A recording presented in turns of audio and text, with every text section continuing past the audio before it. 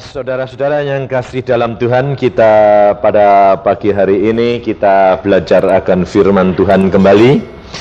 Kalau saudara dan saya sudah menyanyikan, aku mau setia Tuhan, aku mau setia.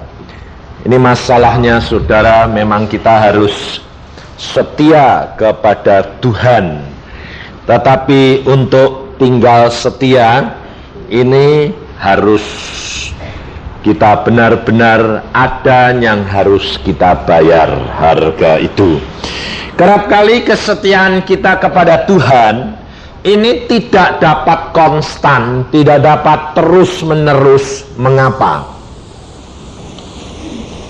Maka dari itu kita harus belajar dari firman Tuhan ini dan dari pengalaman dari anak-anak Tuhan, hamba-hamba Tuhan. Karena isi Alkitab ini saudara, di samping kitab perjanjian, di samping kitab adalah firman Allah, tetapi adalah pengalaman seseorang dengan Allah secara pribadi. Ya dah?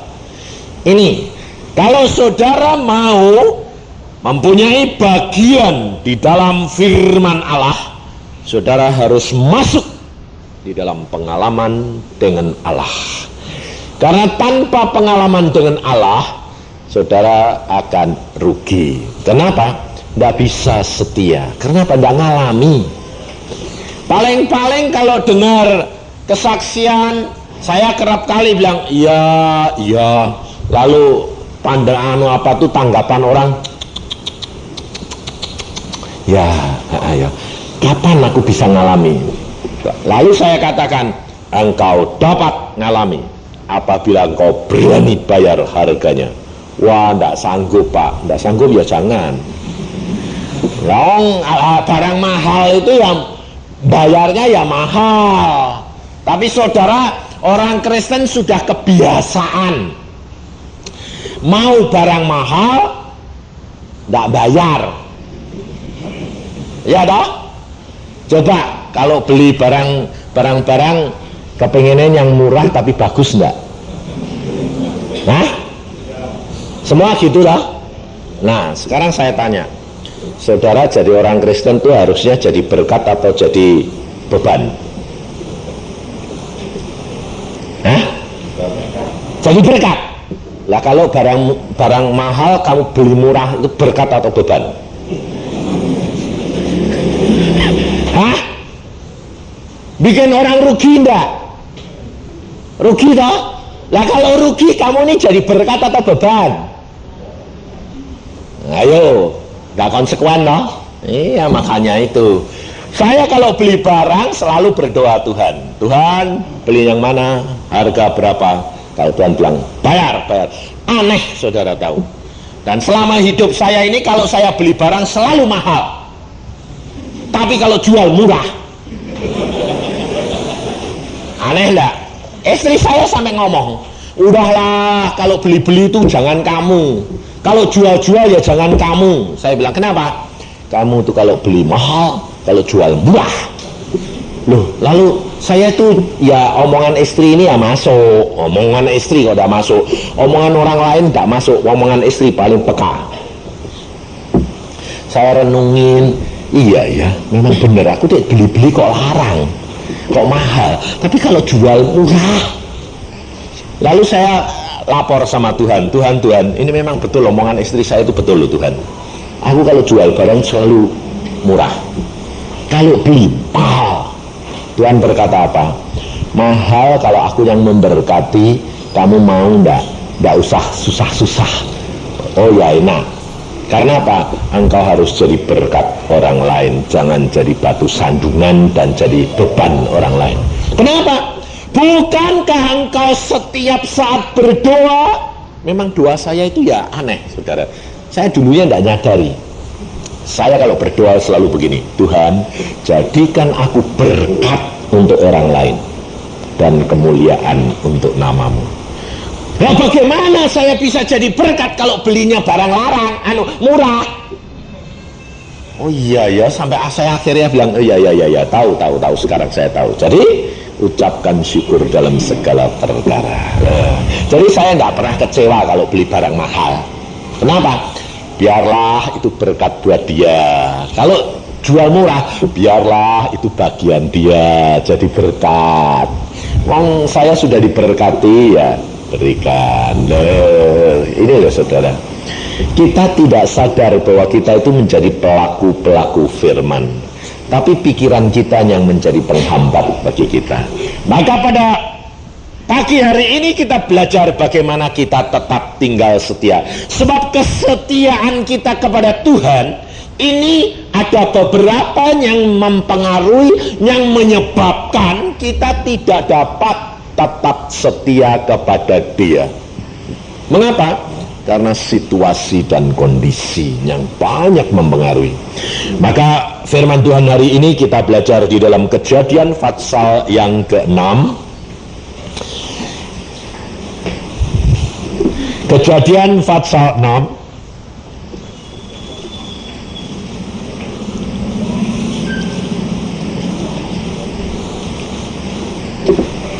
ayat 7 dan 8. Berfirmanlah Tuhan, aku akan menghapuskan manusia yang telah kuciptakan itu dari muka bumi, baik manusia maupun hewan dan binatang-binatang melata dan burung-burung di udara, sebab aku menyesal bahwa aku telah menjadikan mereka. Tetapi Nuh mendapat kasih karunia di mata Tuhan. Sampai di sini. Saudara perhatikan, firman Tuhan ini jelas mengatakan bahwa Allah hendak memusnahkan semua makhluk di dunia ini karena Allah menyesal melihat perbuatan daripada manusia. Allah menyesal melihat perbuatan manusia yang diciptakan menurut gambar dan sifat dan perangainya dirusak oleh setan, dan akhirnya gambar Allah ini tidak ada harganya lagi. Maka Allah mengatakan, aku menyesal. Bayangin saudara, sekarang kalau saudara tanya kepada saya tanya kepada saudara, loh aneh ya, Allah kok bisa nyesel ya? Bukankah Allah itu maha tahu kenapa dia menyesal membuat manusia? Loh, kalau sudah tahu itu bakal tahu itu nyesel enggak? Saudara bisa menyesal karena saudara tidak tahu. Kalau kira-kira kalau saudara sudah tahu bahwa akan terjadi gitu, nyesel enggak? Enggak. Kenapa Allah menyesal? Ayo, padahal Allah maha tahu. Saudara percaya Allah maha tahu? Kenapa bisa nyesel? Nah, ini kerap kali orang Kristen tidak tahu, dan ini kerap kali orang Kristen ditipu setan. Kenapa? Karena pengertian kita akan firman ini keliru. Allah kita adalah Allah yang aktif dan kreatif. Allah kita di dalam nama Tuhan Yesus berkata, Bapakku sampai sekarang bekerja. Jadi Bapak kerja. Maka dari itu kita harus mengenal bagaimana keaktifan Allah ini, kemahatauan Allah. Kemahatauan Allah tidak terbatas. Tetapi apabila dia kepingin tahu. Kalau Allah tidak kepingin tahu, tahu enggak? Ayo, saya tanya. Enggak. Sebab dia aktif. Kalau dia kepingin tahu, segala yang dia ingin tahu. Tapi kalau dia belum ingin tahu, ya belum tahu. Ngerti enggak? Lah, kita pikirnya gini, mahal tahu, otomatis. Lah kalau otomatis, Allah tidak bakal nyesel. Sudah tahu, Bu. Iya tak? Ngerti tak? Sepertinya contohnya begini. Saudara, ini zaman sekarang ada video enggak? Ada lah. Setiap saudara ini direkam. Setiap perbuatanmu, baik jari, baik kaki, baik mata, baik telinga, baik lidah, baik mulut, baik hidung, semua direkam Allah.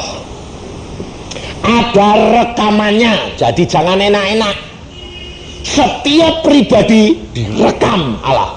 Dan pada waktunya, nanti pengadilan, engkau akan lihat rekamanmu sendiri. Apa yang kamu perbuat, kakimu, tanganmu, lidahmu, matamu, telingamu, semua engkau lihat rekaman itu. Lalu saudara mungkin tanya gini, wah lah kalau rekamannya sak dunia ini direkam di sana itu butuh tempat banyak, betul ya? Allah Maha Kuasa dan tidak terbatas. Salah satu contoh saya buktikan, manusia saja sudah dapat membuat rekaman yang terkecil di dalam dunia ini. Saudara, kalau saya lihatkan mungkin saudara tidak percaya. Ini selembar film ini, kecilnya segini nih, persegi, selembar loh, cuma selembar ini. Film ini selembar. Ini adalah isi seluruh Alkitab dari Kejadian sampai Wahyu. Alkitab yang gede segini, ini direkam sak lembar. Kira-kira saudara percaya enggak? Wah, mustahil ya. Ya dah. Coba yang bisa bahasa Belanda silahkan dibaca. Silahkan baca.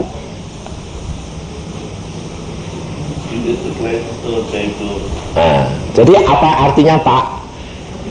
Ini adalah Alkitab yang terkecil di seluruh dunia. Jadi saudara tahu bahwa kalau engkau ini direkam Allah itu tidak ada selembar kecil. Wong Alkitab itu manusia aja bisa bikin seluruh isi Alkitab direkam segini. Kenapa? Allah sudah tahu bahwa ada antikris nanti, Alkitab harus dimusnahkan. Allah punya cara, disimpan di kantong, tidak ada orang tahu. Saya ini bisa diberi, bisa dikasih orang. Ya bilang, Pak Yusa, saya berikan Anda satu Alkitab terkecil di seluruh dunia. Saya pada waktu saya di Belanda, saya diberikan ini oleh seseorang.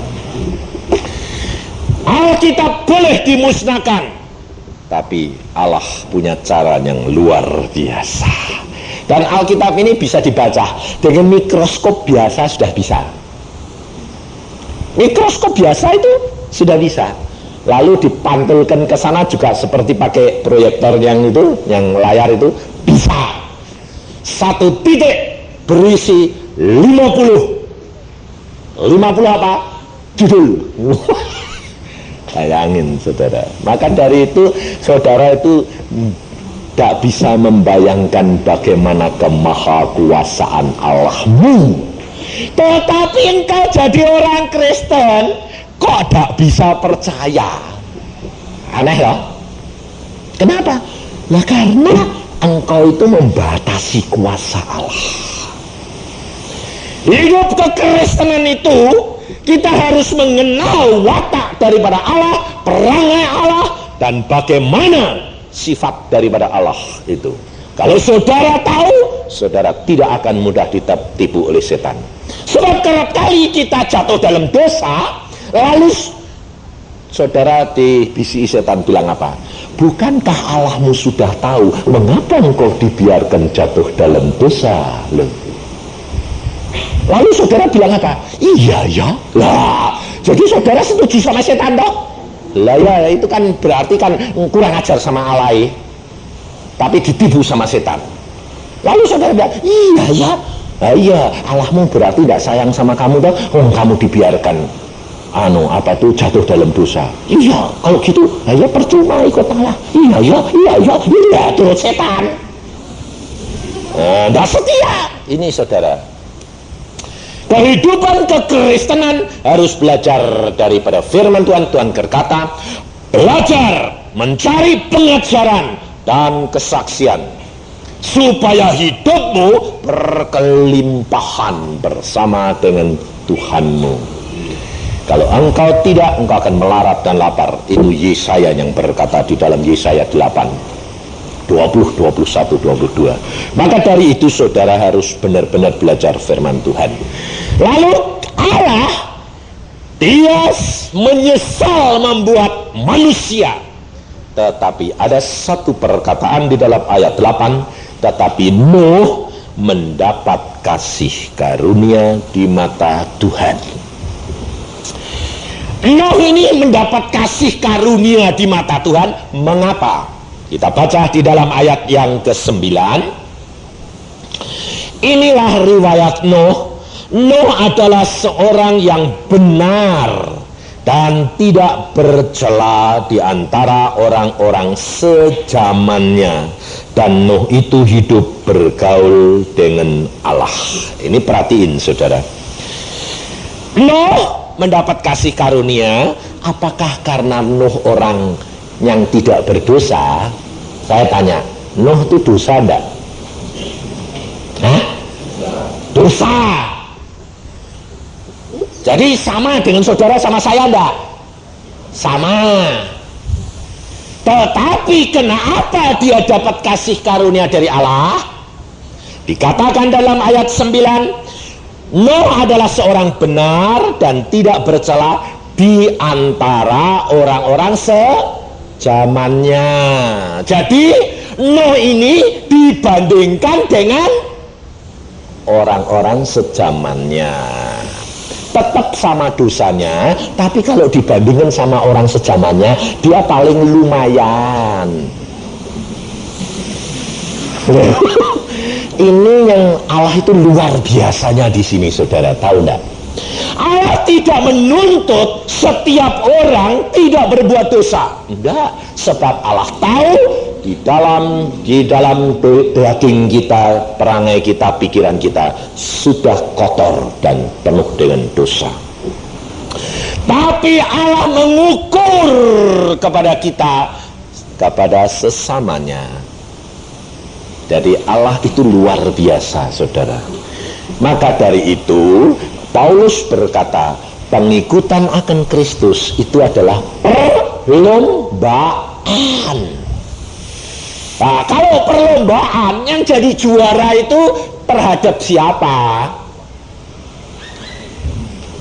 Terhadap orang yang berlomba.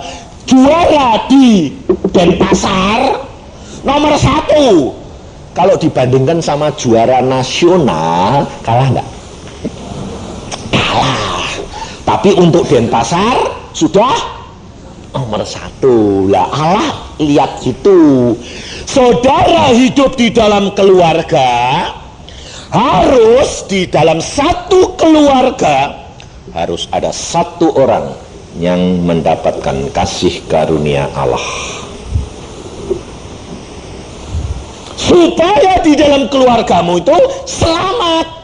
Sebab Nuh mendapat kasih keluarga dan kasih karunia Allah di antara orang sejamannya. Seluruh isi keluarga Nuh selamat. Istri, anak, menantunya selamat. Luar biasa Allah kita.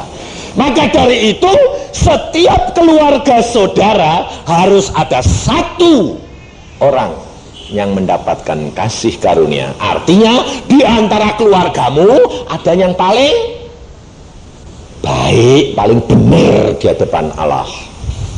Maka seluruh isi keluargamu akan diselamatkan. Karena firman Tuhan berkata, satu orang bertobat diselamatkan, seluruh isi keluarga diselamatkan. Ini luar biasa Allah. Dan ini pengalaman daripada keluarga kami. Kira-kira kalau satu orang saja sudah selamat, apalagi kalau seluruh keluarga nyenengke hatine Tuhan, dapat kasih karunia Tuhan. Itu apa yang dapat? Apa saja yang kamu minta, kamu dapat. Luar biasa. Maka dari itu saudara, rahasia ini saudara harus pegang. Dan selalu saya katakan bahkan pada anak-anak, jangan bergantung kepada orang tua. Keluarga kami yang menjadi pusat pertama adalah saya sendiri dan adik saya perempuan. Kenapa? Karena ayah saya sudah orang Kristen, sudah khotbah, tapi pinter Alkitab, tetapi di sini bukan dasar iman. Lalu dari kecil saya dipilih Tuhan. Lalu Tuhan berkata, baca Alkitab, alami. Baca Alkitab, alami. Lalu diajar oleh Tuhan sendiri. Lah, karena saya itu masih pemuda, tiap kali saya kepengen belajar sama papa saya. Papa saya ahli Alkitab soalnya. Jadi setiap kali saya tanya, papa, aku baca kok gini, bagaimana pak? Lalu papa cerita, itu gini. Lah, lalu kan saya suruh ngalami sama Tuhan Yesus sendiri, karena diajari sendiri. Loh, kok gini pak pengalamanku? Kok enggak gitu? Wah, kamu ini masih bayi, belum tahu apa kok sudah bantah orang tua. Bingung saya. Lalu saya mulai tanya lagi, salah tanya. Lalu kalau saya duduk diam di bawah kaki Tuhan, saya bilang, loh Tuhan kok salah? Lalu Tuhan berkata, engkau masih muda, paling penting alami. Jangan berbantah-bantah. Lah, ini penasaran anak muda, tidak pernah mau kalah. Madep bapaknya lagi. Wong Tuhan bilang gini kok pak, Tuhan mana? Aku yang sudah ngajari ini. Bingung saya. Asal bantah-bantahan, nangis kalai. Kenapa? Lawan anak muda selalu dikatakan masih bayi, berani bantah orang tua. Nangis saya. Sampai ibu saya bilang gini, sudahlah nak, engkau itu jangan bantah-bantahan, jangan perbantahan perkara Alkitab sama bapakmu. Mesti kamu nangis. Kalau sudah nangis, kamu nanti berhari-hari sembayang terus. Loh, memang hidup saya sembayang. Dan saudara tahu, segala perkara saya tidak pernah minta sama orang tua, minta kepada Bapakku di surga. Karena apa? Sakit, disakiti terus. Setiap kali kalah, setiap kali kalah tapi dihina. Ini sakit. Akhirnya saudara tahu, setelah tambah lama besar, satu saat saya di SMA, saya berkata kepada papa, karena Tuhan bicara langsung sama saya, papa, kalau papa tidak bertobat, papa akan dihajar oleh Tuhan. Wah, papa saya pikir kurang ajar ini. Dia nggak tahu kalau ini itu disuruh sama Tuhan. Sebab dia sendiri berkata, Tuhan bisa ngomong. Bisa, saya bilang. Bagaimana caranya ngomong? Ya ngomong, saya bilang. Wah, aku udah ngalami, belum tentu. Ya kalau Tuhan, ya sudah dong. Akhirnya saya berkata, papa, Tuhan berkata, papa terlalu serakah. Papa berkata, aku kaya raya karena usahaku, karena aku, kalau bukan aku, mana mungkin aku kaya raya seperti ini. Tuhan bicara, Papa kalau tidak bertobat, Allahku akan ambil dalam waktu singkat, semua habis. Wah, anak kurang ajar. Wah, saya diam saja. Pak, mulai beri perpuluhan karena engkau tidak mengenal persepuluhan. Perpuluhan zaman kuno, perjanjian baru tidak ada. Ada, saya bilang. Tidak ada. Mana? Baca ini. Oh, itu kan cuma perumpamaannya Tuhan Yesus. Waduh, repot ini orang. Saya bilang, wah susah. Akhirnya saudara tahu apa? 3 bulan kemudian harta benda ayah saya habis, ludus. Kenapa? Dibawa pulang ke RRC. ditipu orang, habis ludes. Padahal ayah saya, terus terang saya katakan, pada zaman itu tahun 60 dia terkaya di seluruh Kabupaten Jepara, terkaya. Sebab apa? Uangnya itu lemari-lemarinan. Saya kalau lihat tuh, ini duit atau kertas, saya bilang duit kok, waduh, saking peditnya, pedit, tahu pedit ya. Ayah saya itu kalau ibu saya mau beli berlian, saya yang diajak.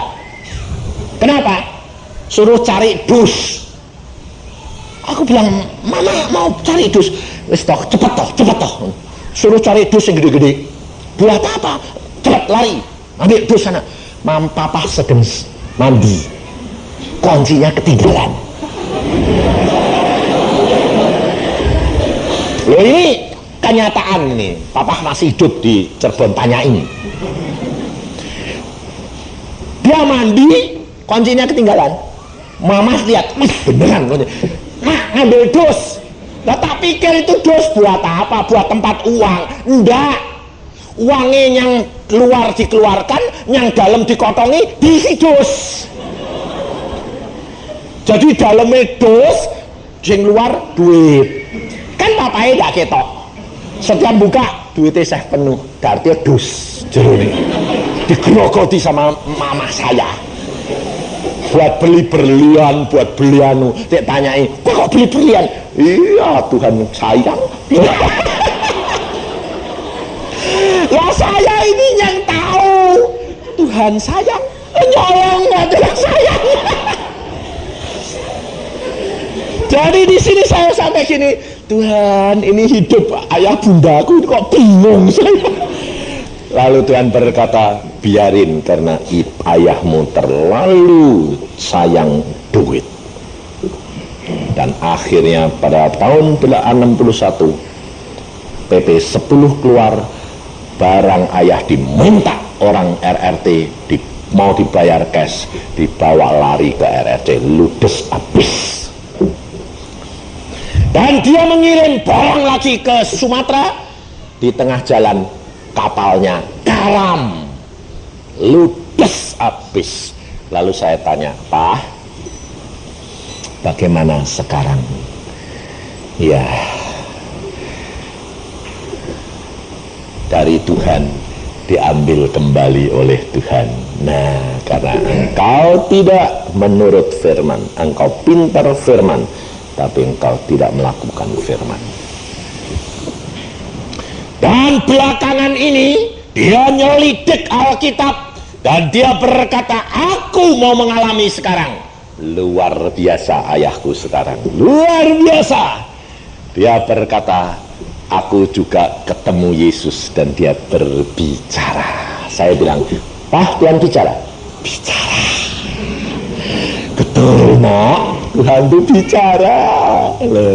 Nah, sekarang hidupku sekarang hanya memikirkan Tuhan, lain tidak. Saudara tahu, luar biasa Allah kita itu. Dan Tuhan itu berkati setiap langkah, berkati. Lalu pada waktu satu saat, adik saya perempuan yang sekarang jadi istri dokter di Jakarta, dia itu SMP itu nangis terus karena ujian gak lulus, takut gak lulus. Dia bilang, aku gak lulus. Kenapa? Gak bisa semua, nangis terus. Terus akhirnya yang kenal itu saya sama Tuhan. Saya berdoa begini, Tuhan, kasihan si Tuhan, adikku perempuan itu kok nangis terus. Lulus enggak si Tuhan? Tuhan bilang apa? Ini kesempatan untuk kamu ngajar adikmu supaya bertobat. Bagaimana caranya? Kasih tahu, kalau kamu mau berdoa, membaca Alkitab dengan rajin, engkau pasti lulus. Sebabnya apa Tuhan? Sebab aku tahu dia lulus. Oh gitu dong Tuhan. Ya. Lalu saya panggil, kenapa kamu nangis terus? Aku bakal tidak lulus, bakal nanti dimarahi papa, bakal ngulangi malu. Sini, saya bilang, mulai hari ini kalau kamu mau bertobat, baca Alkitab dengan rajin, setiap hari mesti baca, tidak boleh tidak baca. paling sedikit 2-3 kali berdoa, minta ampun, setiap hari berdoa, jamnya sama, nanti lulus. Lalu dia bilang, kakak garansi pasti lulus. Ya mau, wah setia, baca Alkitab, wah enggak nangis, akhirnya lulus. Dia bilang, puji Tuhan aku lulus. Bayang, terus aku menang, wah terus sampai sekarang setia. Adiknya perempuan tanya sama saya diem-diem, sekarang jadi notaris di Cirebon. Dia bilang gini, kakak kok bisa tahu dek Taci itu lulus? Tuhan yang ngomong. Tuhan yang ngomong toh. Ya, tapi ya caranya supaya aku ya Tuhan ngomong. Ya, baca Alkitab. Ini adik saya yang paling dekat sama saya. Baca Alkitab, terus bayang. Oh gitu toh. Lakukan, nanti saya. Benar. Dia setia luar biasa. Dia baca Alkitab, dia berdoa. Saudara tahu, satu saat saya ditunjuki Tuhan. Saya punya kuda terbang. Saya kalau naik kuda terbang, wah muter-muter terbang gitu. Adik saya dalam waktu singkat dia juga punya kuda terbang juga. Saya bilang, loh kok terbang? Waduh, dia kok nyamain aku. Lalu dia bilang, ayo kak, kita jalan-jalan muter-muter. Tapi saya jadi iri. Kenapa? Kuda saya hitam, dia putih. Saya bilang, Tuhan, kudaku kok jelek gini, hitamnya mangka, hitam kotor, dia kok putih bersih. Tuhan berkata, kamu kotor, adikmu suci. Wah, yang benar dong Tuhan. Adiknya perempuan tanya sama saya diem-diem, sekarang jadi notaris di Cirebon. Dia bilang gini, kakak kok bisa tahu dek Taci itu lulus? Tuhan yang ngomong. Tuhan yang ngomong toh. Ya, tapi ya caranya supaya aku ya Tuhan ngomong. Ya, baca Alkitab. Ini adik saya yang paling dekat sama saya. Baca Alkitab, terus bayang. Oh gitu toh. Lakukan, nanti saya. Benar. Dia setia luar biasa. Dia baca Alkitab, dia berdoa. Saudara tahu, satu saat saya ditunjuki Tuhan. Saya punya kuda terbang. Saya kalau naik kuda terbang, wah muter-muter terbang gitu. Adik saya dalam waktu singkat dia juga punya kuda terbang juga. Saya bilang, loh kok terbang? Waduh, dia kok nyamain aku. Lalu dia bilang, ayo kak, kita jalan-jalan muter-muter. Tapi saya jadi iri. Kenapa? Kuda saya hitam, dia putih.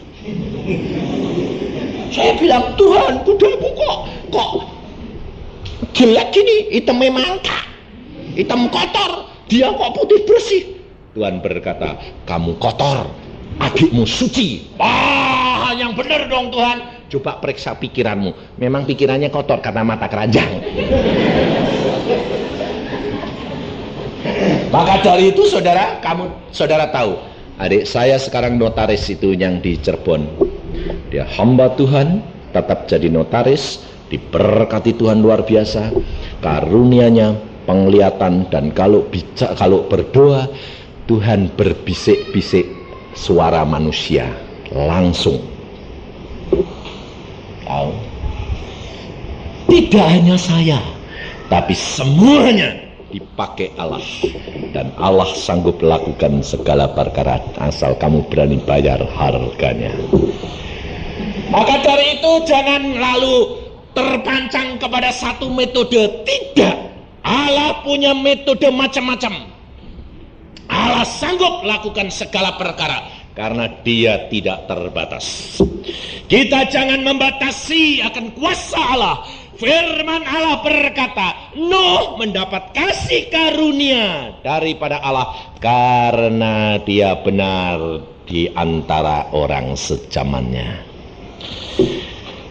Nuh dipilih Allah, semua manusia dibinasakan. Nuh tidak, dan seluruh isi keluarganya. Karena apa? Nuh dia bergaul dengan Allah. Dikatakan di sini, Nuh bergaul, hidupnya bergaul dengan Allah. Kira-kira kalau bergaul itu ngomong enggak? Cakep-cakep enggak? Iya, saudara tahu. Bergaul berarti ketemu setiap hari, saudara. Kalau saudara dan saya mau bergaul dengan Allah, Allah pasti memeliharakan engkau. Jaminan. Maka dari itu satu keluarga, baik itu anak kecil, baik itu anak remaja, baik itu pemuda, baik itu istri, baik itu suami, asal satu keluarga menyenangkan hati Allah di antara famili, dia pasti dapat kasih karunia Allah. Jaminan untuk keluarga. Maka dari itu saudara, kita harus buka rahasia-rahasia firman Allah ini. Tetapi saya peringatkan, belajar dari Alkitab perkara Nuh. Nuh mendapatkan kasih karunia Allah, Nuh mendapatkan bergaul dengan Allah. Selama bandingannya itu orang jahat semua, Nuh muncul. Nuh mendapat kasih karunia. Tetapi satu perkara perhatikan, setelah semua makhluk dibinasakan oleh Allah, Nuh keluarganya berantakan. Mengapa? Karena dia tidak setia lagi kepada Allah. Orang-orang zamannya itu kenapa dibasmi Allah? Karena hidup dalam percabulan dan pemabukan. Betul enggak? Dan Nuh bergaul dengan Allah. Kira-kira kalau orang yang bergaul dengan Allah itu mabuk-mabukan enggak? Enggak, saudara tahu. Karena pemabukan adalah mengakibatkan berantakan.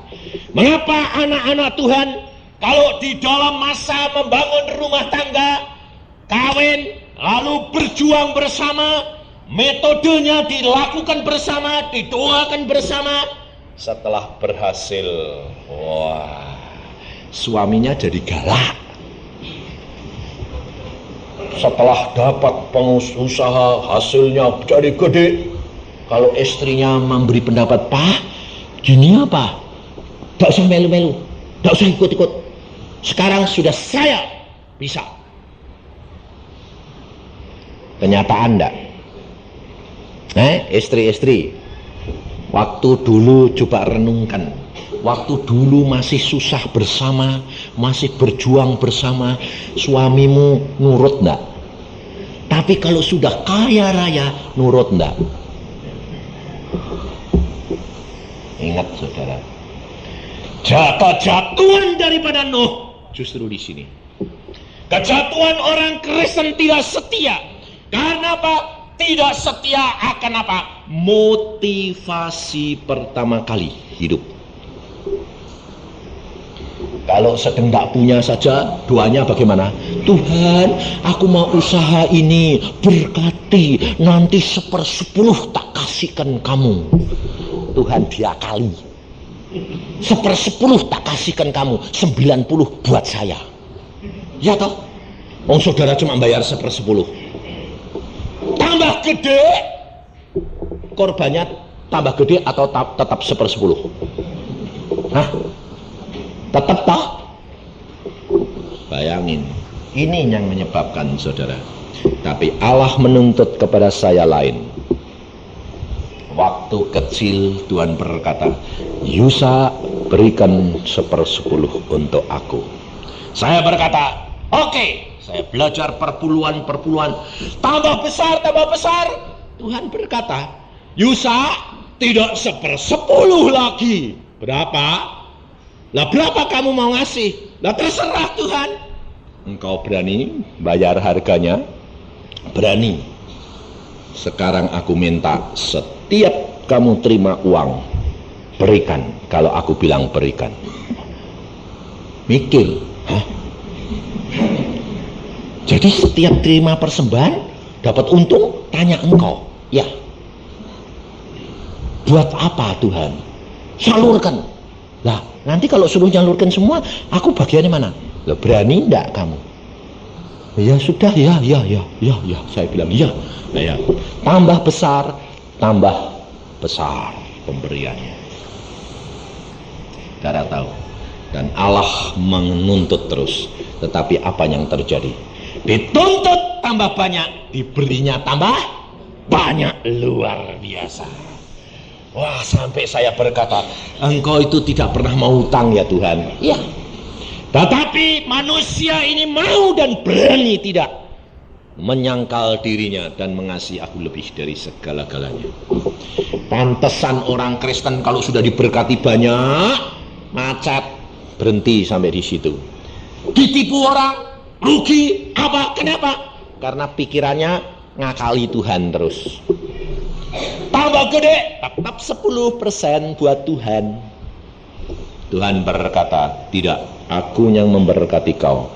Aku sanggup lakukan segala perkara. Keluarga kami tidak 10%. Tuhan, ini kami dapat berkat. Siapa? Tuhan bilang, salurkan, salurkan. Tidak ada keluarganya bilang, loh Pak, kok dikasih ke? Tuhan bilang, suruh berikan, berikan. Berapa? Semua, semua. Nah, buat jatah kita, nanti kan datang dewek. Kalau sudah jatah tidak bisa lari. Saudara tahu? Saya tidak pernah pusing. Karena apa? Karena tahu akan firman daripada Allah.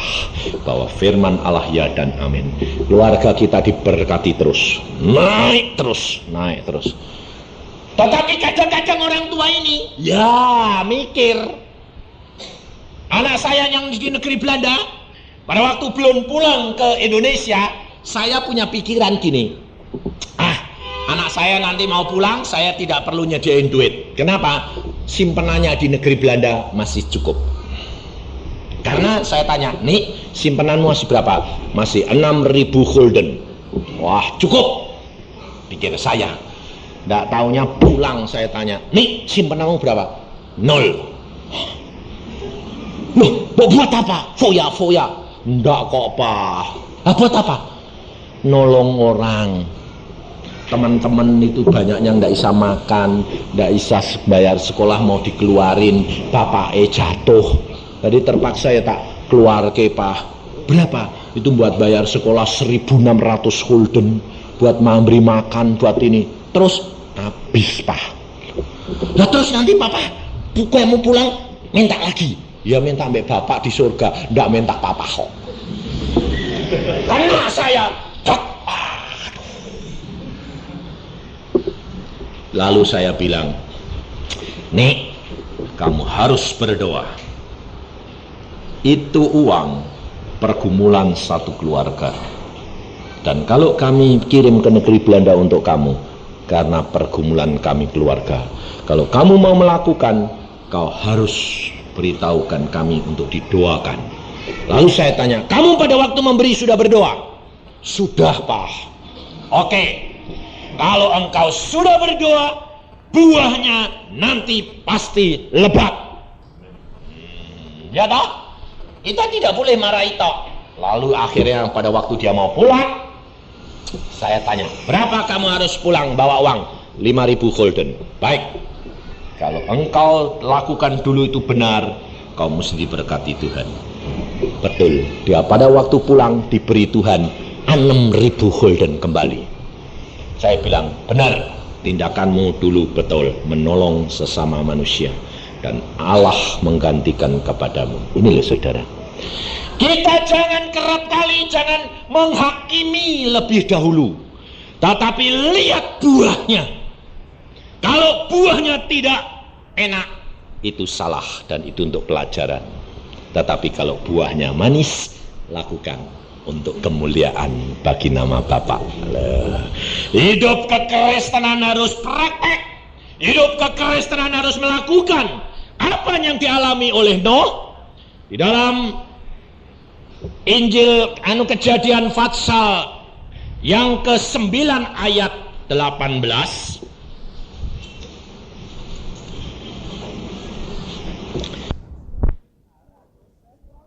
Nuh yang keluar dari bahtera ialah Sem, Ham, dan Yafet. Ham adalah bapak Kanaan. Yang 3 inilah anak-anak Nuh. Dan dari mereka inilah tersebar penduduk seluruh bumi. Nuh menjadi petani, dialah yang mula-mula membuat kebun anggur. Setelah ia minum anggur, mabuklah ia dan ia telanjang dalam kemahnya. Maka Ham, bapak Kanaan itu melihat aurat ayahnya, lalu diceritakannya kepada kedua saudaranya di luar. Sesudah itu Sem dan Yafet mengambil selai kain dan membentangkannya pada bahu mereka berdua.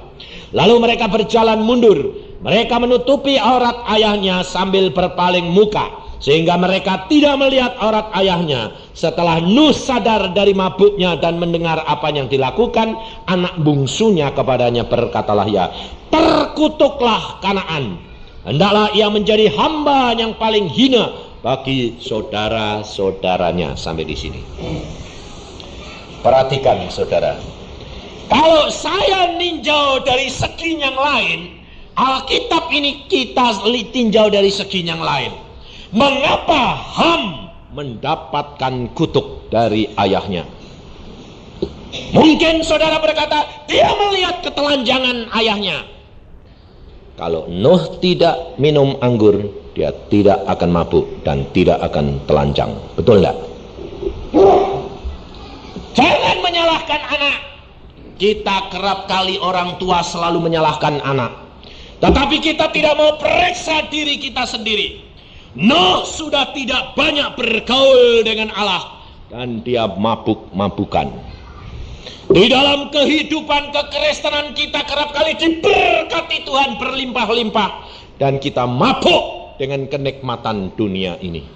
Mabuk dengan hasil yang kita dapatkan. Mabuk dengan kesenangan-kesenangan dunia ini. Dan akhirnya yang kena laknat, kena kutuk adalah anak-anak kita.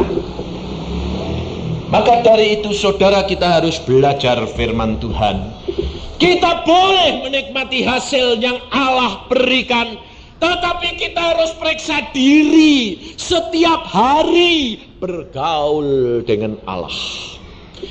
Tidak dilarang menikmati anggur. Engkau tanam, engkau dapat buahnya, engkau minum, nikmati, tapi tidak sampai mabuk.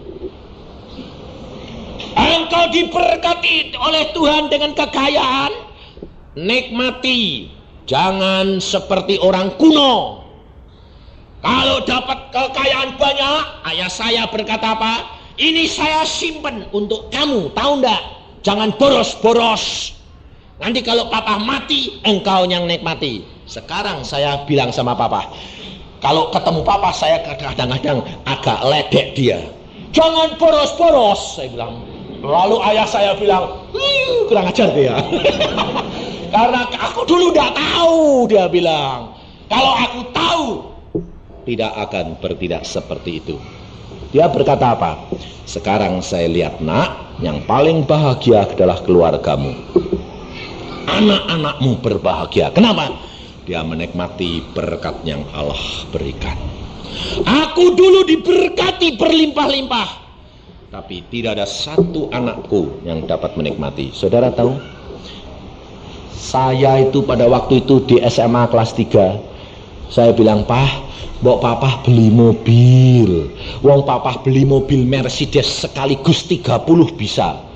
Kalau beli truk, dia sudah beli truk. Sekali beli 20 gandeng kontan. Truk baru gres dari toko itu beli kontan 20 gandeng. Saya lihat sampai, ngapain papa? Simpan. Tahu saudara, 5 hari kemudian dealernya habis, orang datang, kok tak beli, tak untungi ya kok, dijual lagi. Karena apa? Seneng duitnya. Pak, saya bilang, Pak, beli mobil sih Pak, Mercedes 1, wong papa beli 30 cash saja bisa, 1 tidak mau. Tidak usah mewah-mewahan, yang perlu duit. Nanti kalau papa sudah selesai, kamu yang punya. Sekarang saya bilang, papa belum mati, duitnya habis. Yang nikmati orang luar, dan anakmu tidak ada 1 sen yang terima. Dia bilang, aku sungguh-sungguh menyesal kok nak. Tapi saya sekarang kan sembayang buat kamu. Iya, sekarang mau tinggal di sembayang. Puji Tuhan, papa mengenal Yesus yang luar biasa. Saudara tahu. Dan anak-anaknya sekarang diberkati Tuhan luar biasa. Maka dari itu saudara, orang tua harusnya jadi berkat, tapi jangan mengutuki. Mulut kita kerap kali kita tidak sadar mengutuk anak-anak kita. Saudara kalau jengkel sama anak-anakmu ngomongnya apa? Kalau anak-anakmu nakal, apa yang saudara omongi? Anak kok nakal kayak gini? Anak siapa ini kamu? Lah anakmu, anak siapa? Lalu bilang anak setan. Ini jadi anak setan, sungguh kamu yang susah nanti. Saudara tidak boleh. Di dalam kejengkelan kerap kali setan, di dalam kemabukan kerap kali setan itu menggunakan kita, dan kita tidak setia. Engkau harus belajar dari Alkitab setiap hari. Harus ada waktu khusus menghadap kepada Tuhan, memeriksa perbuatan dan tingkah laku kita. Terbuka di hadapan Allah. Roh Kudus sudah diberikan kepada kita. Dia penolong kita. Dia akan menuntun kita dalam seluruh kebenaran. Dia akan menyatakan setiap perbuatan saudara. Saya sendiri saudara, sebagai seorang hamba Tuhan, setiap hari menengadah. Kerap kali saya ditegur anak saya. Anak saya malah negur saya. Sebabnya apa? Dia peka. Dia tahu kalau tingkah laku saya sudah, omongan saya sini sedikit atau anu sendiri, dia bilang apa? Papa kurang sembahyang. Bayain. Lalu saudara lalu jengkel. Kurang sembahyang apa? Lah saya bilang, iya. Kenapa kamu tahu? Habis omongan papa itu kan sinis. Pasti kurang sembahyang. Dagingnya muncul. Bayangin. Anak-anak itu dipakai oleh Tuhan untuk ngontrol kita. Tetapi harus kita sadar, sedia. Jangan dari Nuh, belajar dari Nuh. Nuh mengutuk Ham karena dia yang berbuat salah. Memang Ham salah. Tetapi Ham, kesalahan itu dia tidak sengaja. Dia datang lihat. Dan orang mabuk, dia pasti berbuat perkara-perkara yang najis di hadapan hadirat Allah. Ini saudara, kita harus hidup, belajar tahu motivasi kita yang permulaan apa. Engkau dipilih Allah karena engkau dapat kasih karunia dari Allah. Tetapi harus menjaga motivasi ini terus sampai seluruh keluarga mendapatkan berkat dan anugerah daripada Allah. Jangan menyebabkan kutuk. Engkau keluar, engkau akan terjerat oleh setan.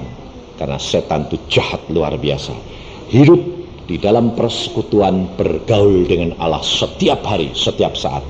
Allah merupakan perisaimu dan engkau terpeliharakan. Amin. Mari kita doa.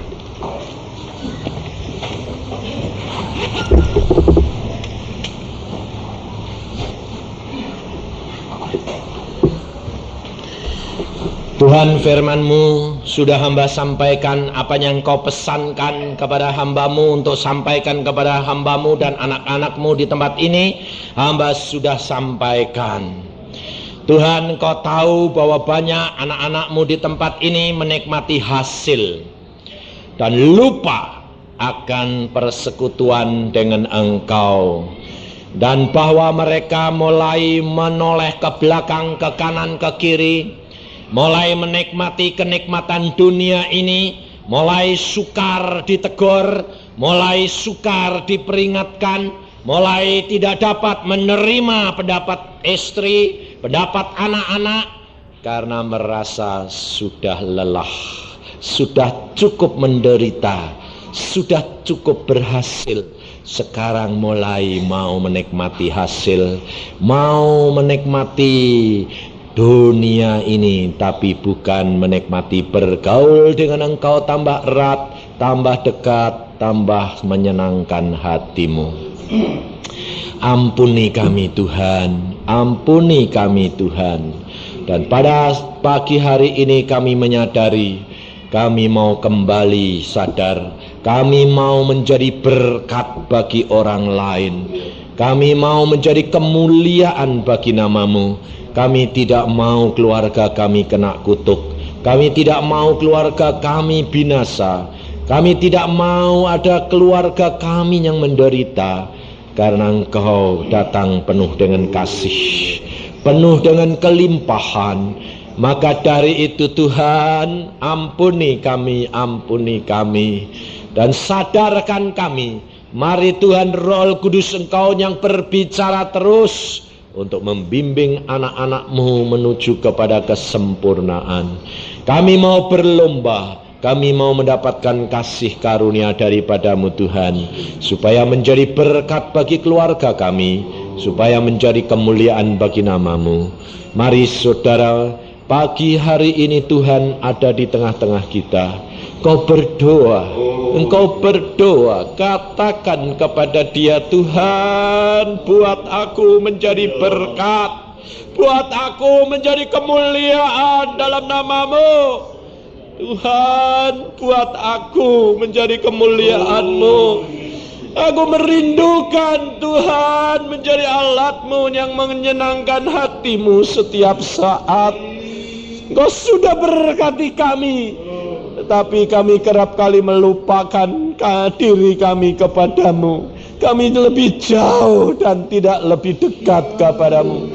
Kami lebih mengasihi berkat-berkat kami daripada Engkau. Kami lebih mengasihi pekerjaanmu daripada Engkau. Sehingga Engkau kerap kali pukul kami, dan kami mengalami kerugian dan mengalami penderitaan. Ampuni kami Yesus. Tuhan, dengar doa anak-anak-Mu pada pagi hari ini. Hamba serahkan mereka kembali dalam tangan-Mu Tuhan. Engkau dengar doa mereka, Engkau dengar penderitaan mereka Allahku.